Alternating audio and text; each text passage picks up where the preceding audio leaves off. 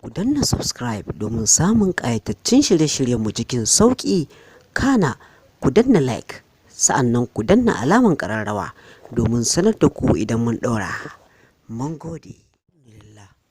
Alhamdulillah. Jama'a masu sauraro barkanmu da wannan lokaci, tare da farin cikin sake kasancewa a cikin wannan shiri mai albarka.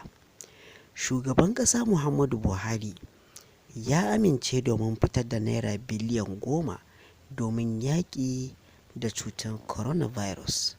Kuma sa'annan shugaban ya umarci tsoffin ma'aikata wato NCDC da su koma bakin ayyukansu.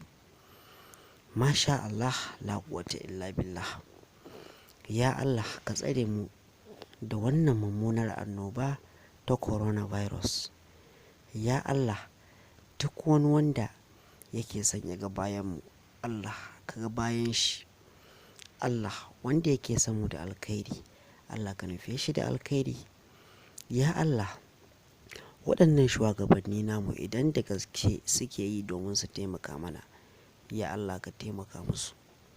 Allah idan ba da gaske suke yi ba, ya Allah ka iya mana domin mu ba za mu iya ba.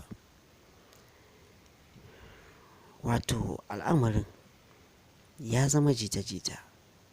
Yau ka ji an ce ɗan wancan sarkin ya kamu, ɗan wancan gwamnan, ɗan shugaban ƙasa, mai tsaron shugaban ƙasa.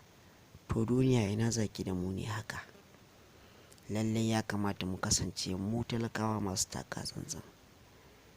Ku danna subscribe, ku danna like, kana ku danna alaman ƙararrawa domin sanar da ku da zaran mun ɗaura. Mun gode.